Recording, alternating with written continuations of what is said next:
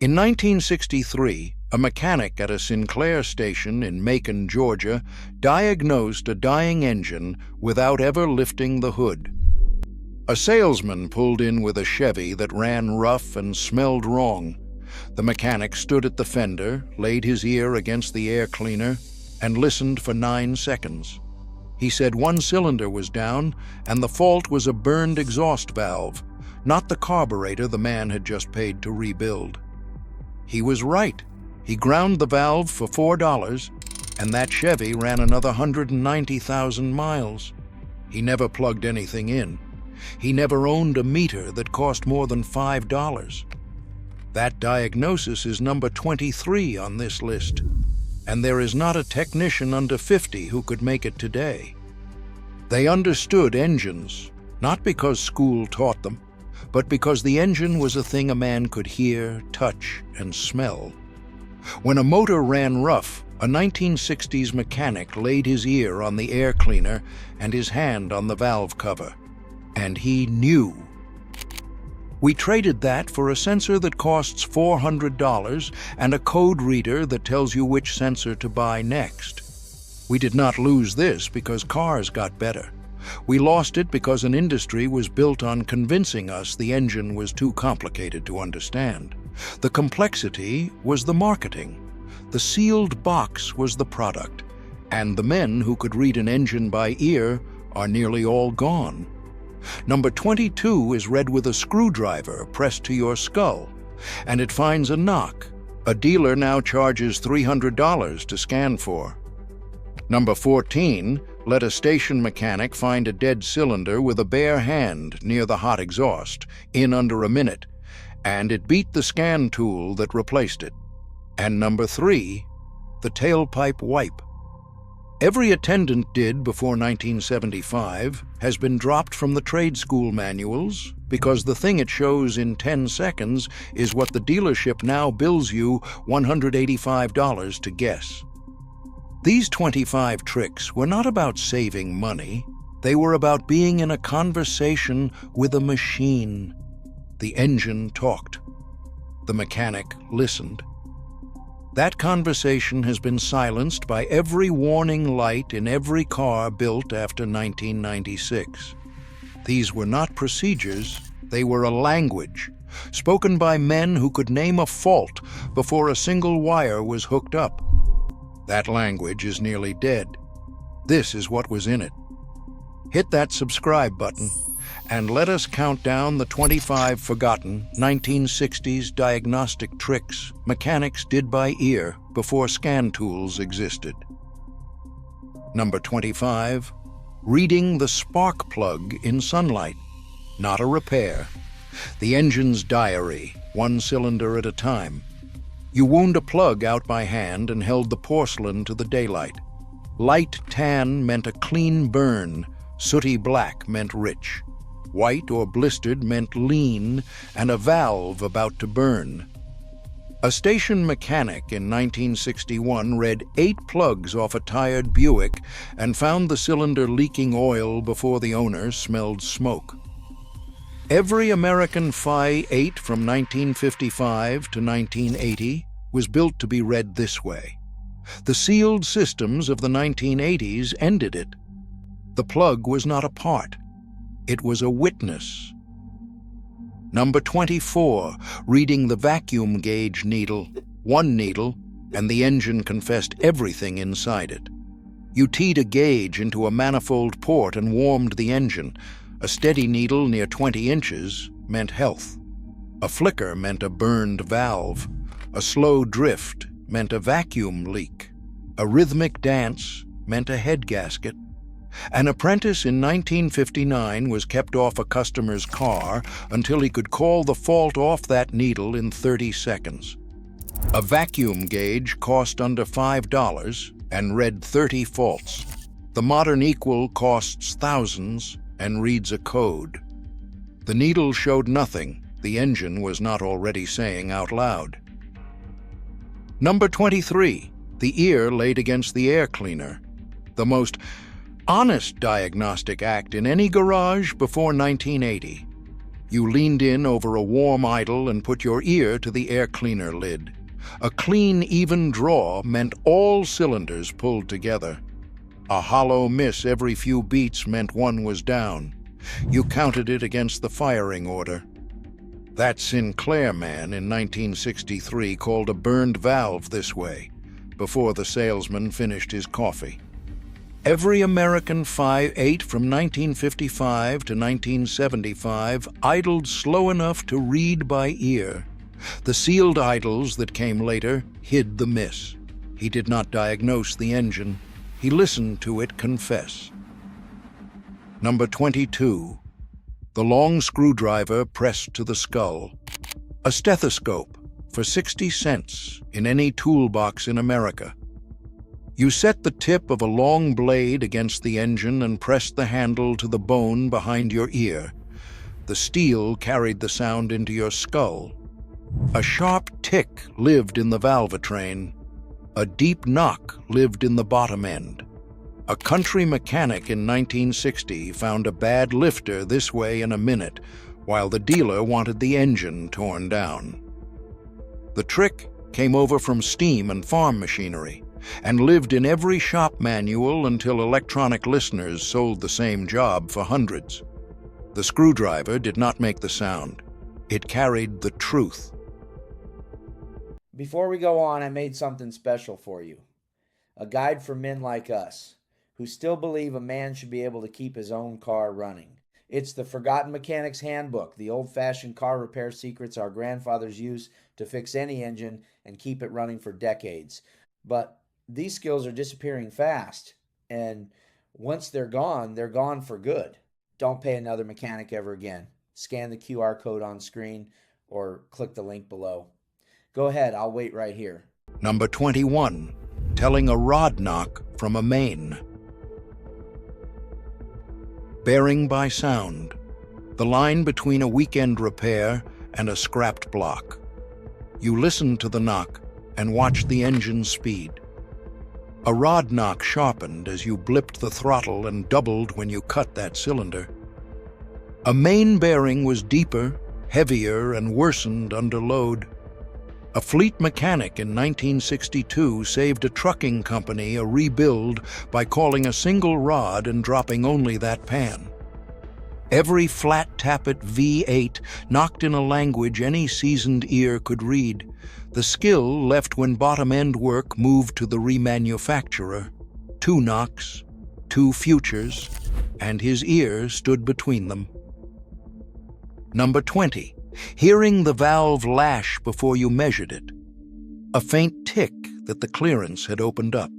You stood over the idle and listened for a light, even tapping from the top end, steady with the camshaft. A regular tick meant a valve needed setting. A tick that came and went meant a collapsing lifter. Italian and Polish mechanics in Detroit handed an apprentice nothing but the sound. If it ticked 2 weeks later, he set them again. Solid lifter V8s needed lash set by hand every 10,000 miles. Hydraulic lifters, then sealed valvetrains, ended the listening. His hands remembered a quiet top end. The tick told him it was gone. Number 19. Smelling the exhaust at the tailpipe. The nose caught what no gauge in the bay could read. You cupped a hand at the pipe and drew the exhaust toward your face. Sharp and stinging meant rich. A sweet, syrupy smell meant coolant burning, a head gasket going. A blue, oily reek meant rings passing oil. A Gulf attendant in 1962 caught a failing head gasket by the sweet smell alone, weeks before the engine overheated. Leaded fuel and open crankcases carried readable scents. Converters after the 70s scrubbed the exhaust until the nose had nothing left. The pipe did not lie. It exhaled the truth, and he breathed it in. Number 18. Reading the color of the exhaust. The smoke wrote the diagnosis in the air behind the car. You watched the pipe on a cold start and again under load. A blue haze meant oil burning past rings. White that did not clear meant coolant in the chamber. Black meant raw fuel and a mixture too rich. A station man in 1960 read a faint blue puff on startup and told a widow her valve seals were tired. Engines of the era ran loose enough to show their faults in the exhaust. Tight modern tolerances and converters hide the smoke. The color was a confession the engine could not hold back. Number 17, reading the engine through a flat hand on the valve cover. The palm felt what the ear sometimes missed. You laid an open hand on the valve cover at idle and let the engine speak through your skin. A smooth, even buzz meant the cylinders fired together. A heavy thump meant one was down. A rough shudder meant a wandering misfire. An old mechanic in 1958 could lay a palm on a strange engine and call the mileage close enough to unsettle the owner. The slow-turning V8 engines of the era pulsed hard enough to read by hand. Rubber mounts and balance later smoothed the pulse. His hands remembered a healthy engine. That memory beat any code reader ever built. Here is something nobody is tracking. The youngest American mechanics who learned to read a running engine by ear, who came up before the scan tool and the sealed module, are well into their 70s. Many are already gone. They were the last living link to a time when a mechanic was a craftsman, not a parts replacer. When they die, so does everything they knew, not the information. You can still buy the old shop manuals on eBay.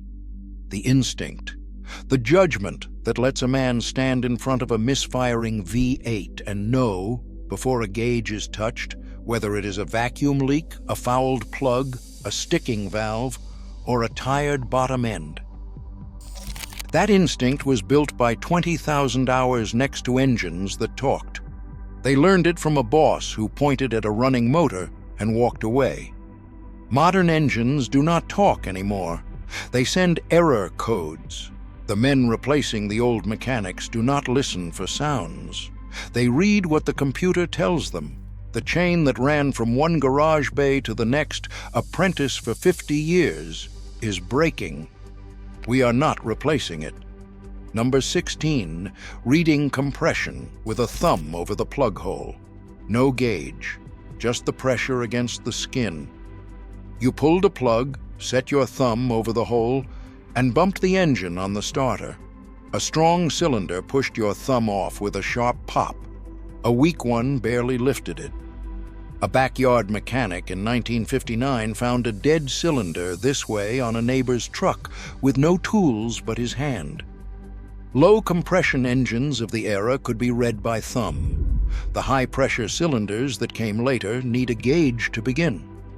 The thumb was crude, but it never once told him a lie.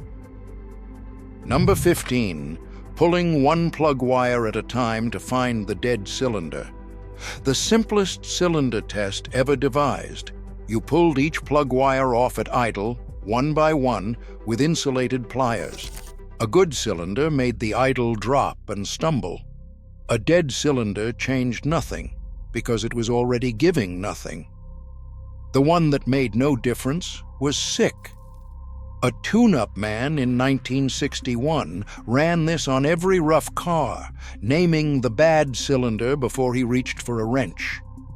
Distributor and points ignition put every wire in reach. Coil-on plug systems later put the test out of a bare hand's reach. The dead cylinder gave itself away by staying silent when the others cried out. Number 14, finding the dead cylinder by the heat of the exhaust. The bare hand read the manifold like a row of gauges. You let the engine idle, then passed a careful hand near each exhaust runner at the head. A firing cylinder ran its runner scorching hot in seconds. A dead one stayed cool because no burn was feeding it. That Sinclair mechanic in 1963 used this to confirm the burned valve his ear had already found, without a tool. Exposed cast iron manifolds heated fast and read clean by hand. Modern shielded exhausts hide the heat a mechanic once felt for. A cold pipe in a row of hot ones told him what the scan tool charges to guess. Number 13. Rocking the fan to feel the water pump bearing. A loose wobble was a failure weeks away. With the engine off, you gripped the fan blade and rocked it toward you and back. A good pump felt tight. A worn bearing clicked and wandered in your hand. A faint growl on a cold start sealed the verdict. A garage man in 1960 caught a failing pump this way every spring, sparing his regulars a roadside boil-over in July. Belt-driven fans and serviceable pumps could be read by hand. Sealed electric cooling and throwaway assemblies later removed the wiggle. The play in the shaft was the pump counting down its weeks. Number 12. Hunting a vacuum leak by ear and a hiss.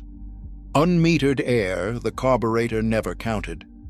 You walked the idling engine and listened for a thin, high hiss around the intake. Where you suspected a leak, you dribbled oil along the gasket. If the idle smoothed for a moment, you had found it. A tune-up man in 1958 traced a rough high idle to a cracked vacuum hose and cured it with a dime of rubber. Simple intake plumbing made leaks easy to hear. The emissions lines of the 70s buried them under covers few hands lift. The leak made no smoke and threw no code. It only whispered. Number 11. Reading the thermostat through the upper radiator hose. A bare hand on rubber, reading when the engine opened up. You let the engine warm and rested a hand on the upper hose. Cold and soft meant the thermostat was still closed. The moment it cracked open, the hose surged hot and firm. No surge meant a stuck thermostat running cold and rich. A station man in 1960 found a stuck-open thermostat this way and gave a commuter back the winter mileage he had lost. Simple bypass cooling telegraphed the thermostat to the hose. Sealed sensor-run systems later moved that reading onto a screen. The hose surged the instant the engine opened up. His hand was already there. Number 10. Reading the rear axle by its whine. The gears sang a different note as they wore. You held a steady speed, then lifted off and let the car coast. A healthy axle stayed nearly silent. A worn pinion bearing whined on power and changed pitch on coast. A howl with the throttle meant the gear mesh was going. A driveline man in 1962 could ride in a stranger's car and call the rear ends miles from the whine under his seat. Solid rear axles and serviceable gear sets sang through the floor. Refined, isolated drivetrains later muffled the song. The gears told him how much road was left in a language of pitch. Number 9. Spinning a raised wheel to hear the bearing. A growl in the hub that road noise usually hid. You jacked a wheel off the ground, gave it a hard spin, and listened with your ear close to the hub. A good bearing rolled with a smooth, quiet whir. A bad one growled or grated. You cupped the spring and felt the roughness. A garage man in 1961 caught failing bearings on his regulars' cars every season before one howled out on the highway. Serviceable, repackable bearings could be spun and read by hand. Sealed throwaway hubs later took the spin away. The growl in the hub was the bearing counting down its last miles. There is a reason no one taught you to read your own engine. Follow the money. In 2020, Massachusetts voters passed a right-to-repair law forcing automakers to share diagnostic data with independent shops and owners. The auto industry has spent years and tens of millions of dollars fighting it in court. The reason is plain. The dealership service network in the United States pulls in over $100 billion a year in repair work. That number depends on you not knowing what is wrong with your car. The longer you can be kept from a diagnosis you could verify with your own ear and hand, the longer that revenue holds.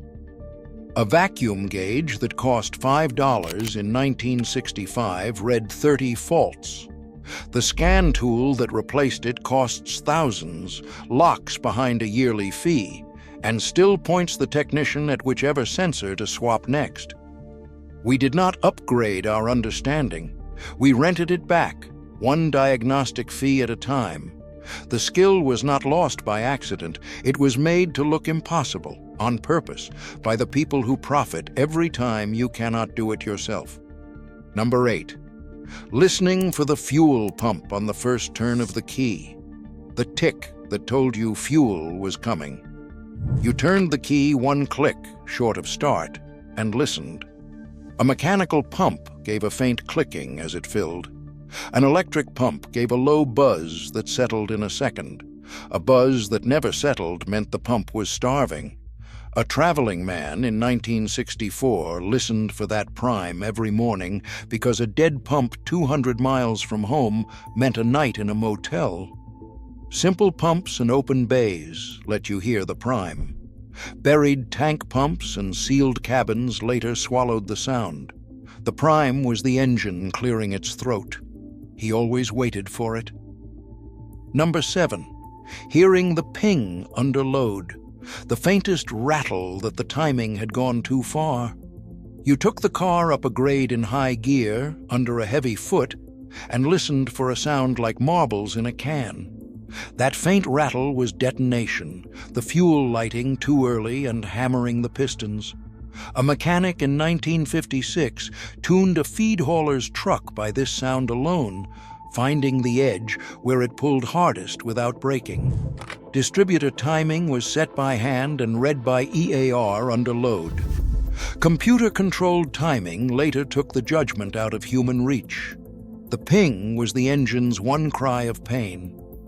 He never let it cry twice. Number 6. Reading the belts and the charging by their whine. Each turning part sang its own warning. You stood over a cold idle and sorted the sounds.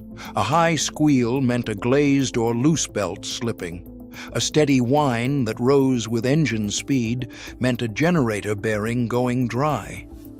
A station man in 1960 caught a dying generator by its whine and spared a salesman a dead battery on a dark road. Exposed belts and serviceable charging units sang plainly in an open bay. Sealed accessories and noise covers later muffled the warning. Every turning part had a voice. He knew them all by name. Number 5. Reading the ignition points by the way the engine ran. Worn points showed in the idle before any meter. You watched and listened to a warm idle. A miss that came and went, worse at low speed and clearing as the revs rose, meant burned points. A high-speed stumble meant the gap had closed up. A tune-up man in 1958 read tired points off the idle and would not let a weak spark leave his bay. Breaker points and condensers set the whole spark and showed their wear in the running engine. Electronic ignition sealed the job by the mid-70s. The points wore in silence, but the idle told on them every time. Number 4. Reading the engine in the first 3 seconds of a cold start, the hardest moment of its day and the most honest. You stood at the fender and watched the first fire. A clean catch on the first crank meant good spark and fuel. A long grind meant weak spark or a starving pump. A puff of blue meant oil past tired seals. A gas station mechanic in 1962 could call a car's condition from the driveway by how it woke up in the cold. Carbureted engines struggled honestly on a cold morning. Computer-managed starts later smoothed the moment that once told the most. The cold start was the engine at its weakest. That is why it told the truth. Number 3. wiping a finger inside the tailpipe. 10 seconds, and the soot wrote out the engine's history. You ran a finger around the inside of the warm tailpipe and looked at what came off. Dry gray powder meant a clean burn. Black and sooty meant a rich mixture. Glossy black oil meant rings or seals passing oil. An Esso attendant in 1958 read the soot on every car he fueled and sent more than one driver to fix a fault he had not yet felt. Leaded fuel and open systems left readable deposits. Converters after the 1970s burned the evidence away before a finger could find it. The tailpipe kept the engine's record. He only had to read it. Number 2. The slow walk around the car before the key ever turned. The eyes did the first diagnosis of the day. You circled the car once. You looked under it for a drop of oil or coolant. You eyed the tires for a low one and the tread for a feathered edge. The walk caught the failure while it was still a hint. A station man in 1958 taught every regular this circle, treating the driver as the engine's first mechanic. Open engine bays and simple undersides showed their troubles to a walking eye. Plastic covers later hid the very drips he looked for. The breakdown always gave a warning first. The walk was how he caught it. Number 1. Listening to the engine before you put it in gear. That is all. 10 seconds of nothing but the idle. Before you backed out, before you pulled onto the road, you sat still and listened. The idle was either steady or it was not. A faint miss, a new tick, an unfamiliar roughness. You caught it before you moved. Most mornings, nothing was wrong. Your grandfather did this without a name for it. He called it driving. In 50 years, he never once sat stranded on a shoulder. Slow, loud idles spoke plainly to a still cabin. We replaced the listening with a warning light that comes on after the damage is done. Number 1 is not a trick. It is the habit underneath every other trick on this list. None of these tricks required a certification. None required a $4,000 scan tool, a software subscription, or a line into a manufacturer's database. They required a willingness to listen to a running engine and to believe, without anyone's permission, that you could understand it. That belief was once the default setting of every American garage. It was not confidence born from training. It was confidence born from intimacy, from enough hours with engines that you could read one the way a farmer reads weather. The ear that knew a lean miss from a rich one, the hand that knew a healthy valve cover from a sick one, the nose that caught a head gasket weeks before the gauge moved, and it kept American engines running past 300,000 miles in the hands of men who never finished high school. We did not lose the tools. The vacuum gauges are still in the drawers. The timing lights are still on the shelves. The long screwdrivers still rattle in every old toolbox in the country. We lost the ears that knew what a healthy engine sounded like. We lost the man who stood next to us when we were 16, pointed at a running engine, and said, "Listen, hear that? That is what you are looking for."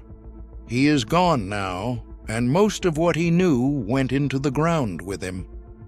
The industry that sold us the sealed box is glad of it. It would rather lease you a diagnosis than let you remember you could make one yourself. But not all of it is buried. Some of it is here, written down at last, before the last of these men are gone. The next time your engine makes a sound you do not know, do not reach for the phone. Open the hood, lean in, and listen. The craft is not dead. It is only waiting for someone to pick the tools back up.